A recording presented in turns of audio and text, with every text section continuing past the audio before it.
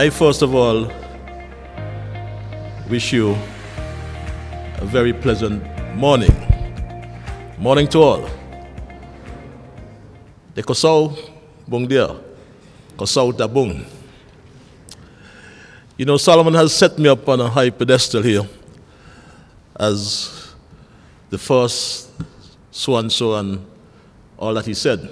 But I really give God thanks for an opportunity to be here this morning.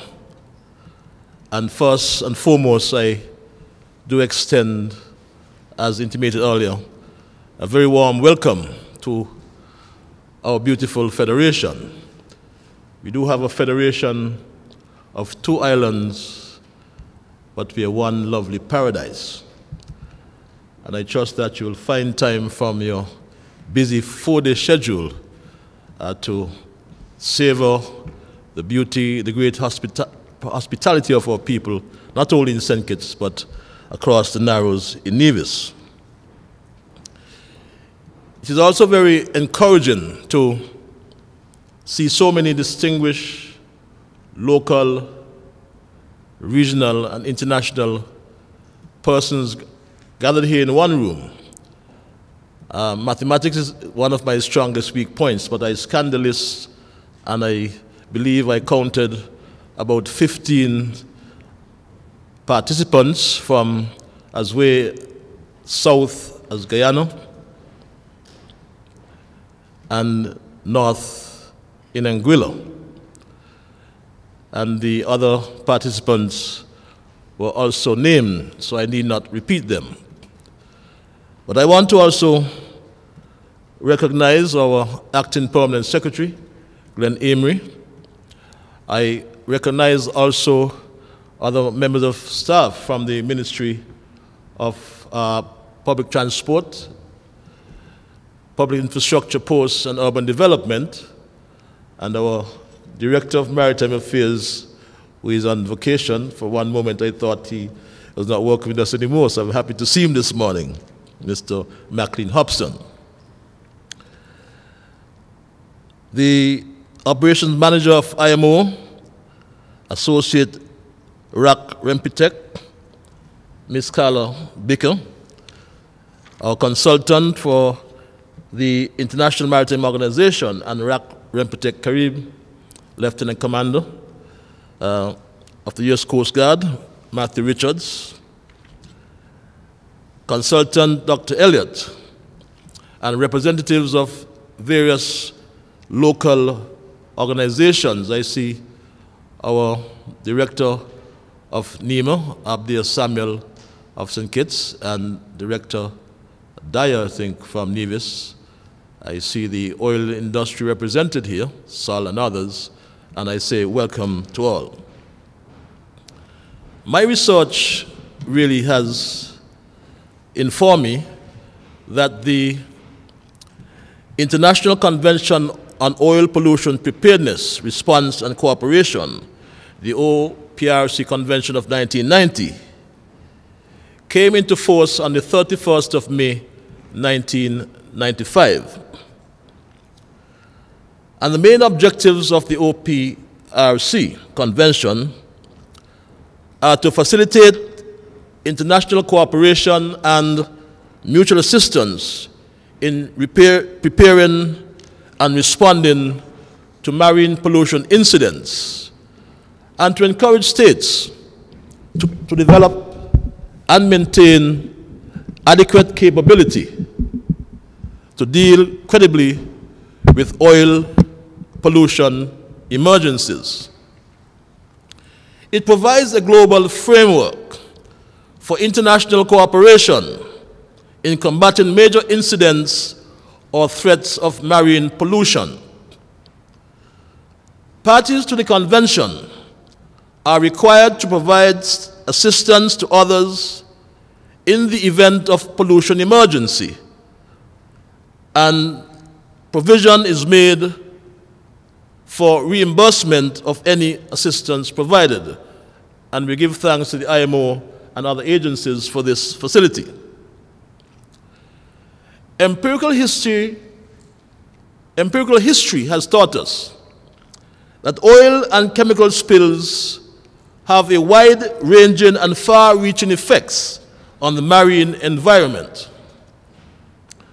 St. Kitts and Nevis thus takes the protection of marine and coastal environments seriously. In St. Kitts and Nevis, we have acceded to the MARPOL Convention, the primary IMO instrument for the prevention of ship source pollution.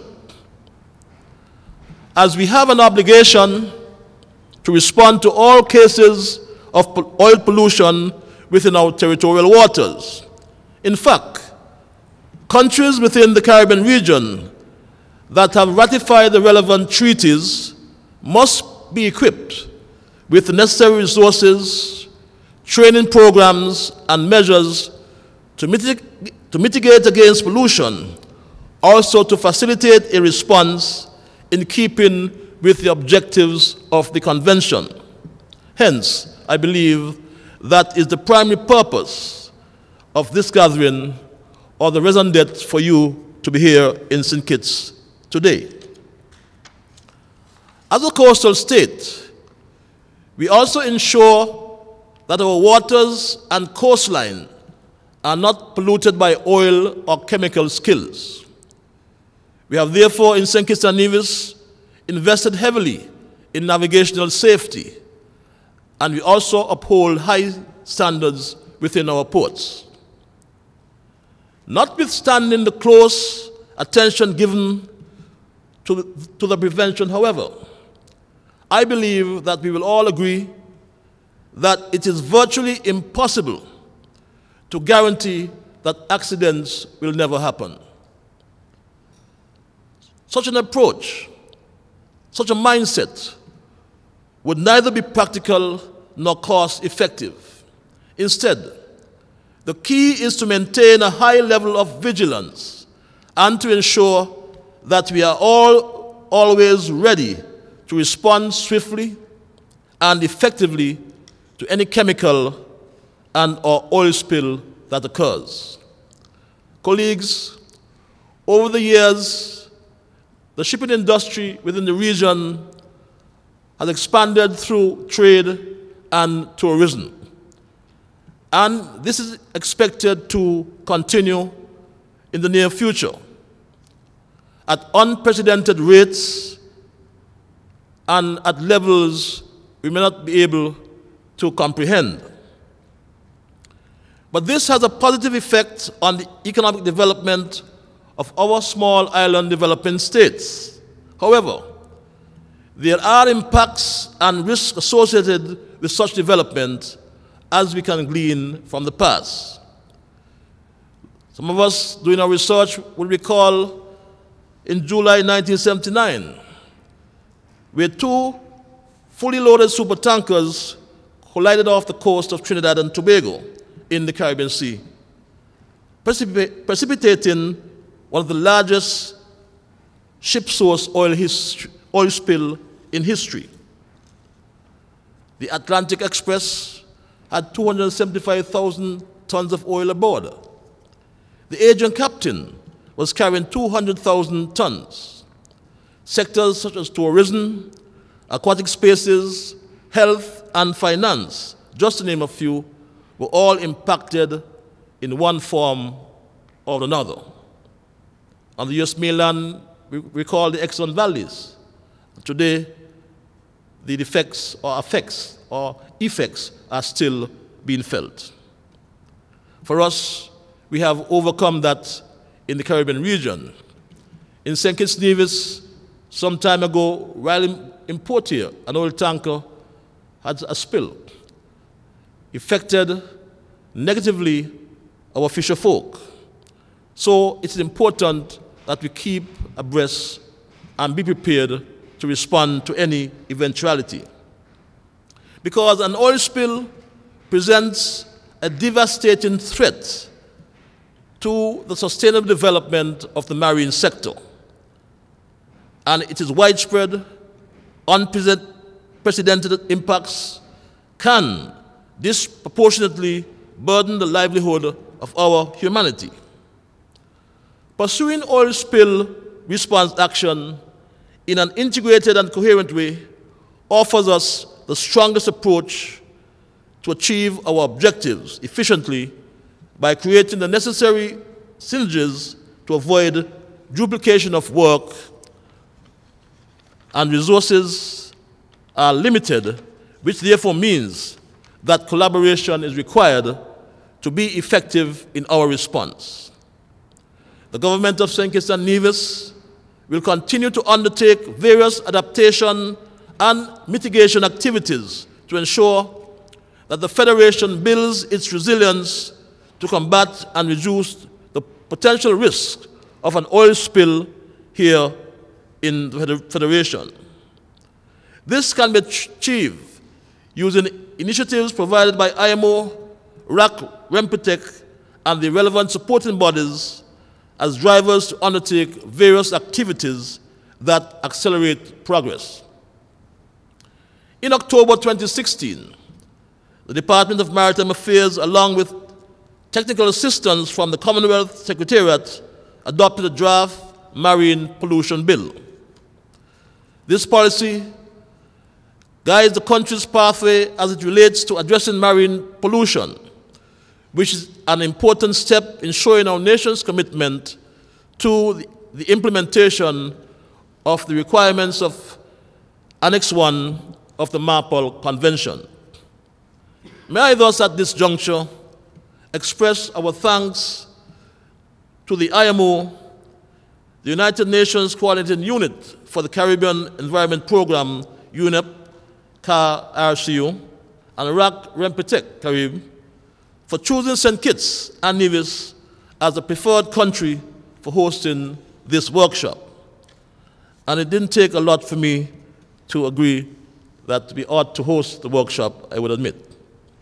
Colleagues, we are fortunate and ought to be grateful to Almighty God that no catastrophic case of oil pollution has occurred within the region for several decades.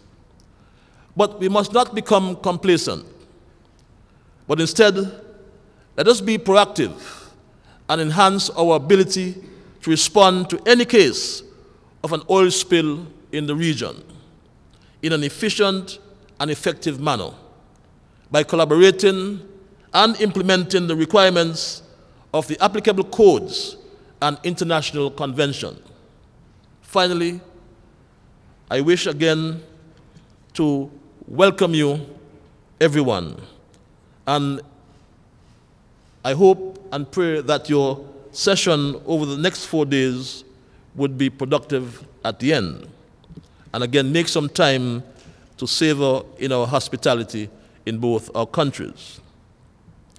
But in closing, I find it imperative to reiterate that oil spill response preparedness and the prevention of the marine environment, the preservation that should be of the marine environment must remain a top priority for governments and the shipping industry.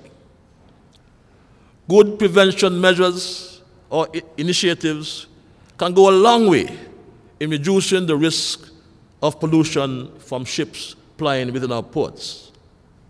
However, in spite of the best efforts, spills will unavoidably occur. When this happens, it then becomes necessary to ensure that effective preparedness measures are in place that will ascertain a timely and coordinated response to limit the adverse consequences of pollution incidents involving oil and hazardous and noxious substances. My colleagues, at the end of this workshop, I hope, therefore, that we would be more properly and or better prepared for subsequent spills, be they large or small. Because truth be told, they are unavoidable, but we must be prepared. It is thus my distinct honor and privilege to officially declare this workshop open. May it please you, thank you, and may God bless you all. Okay.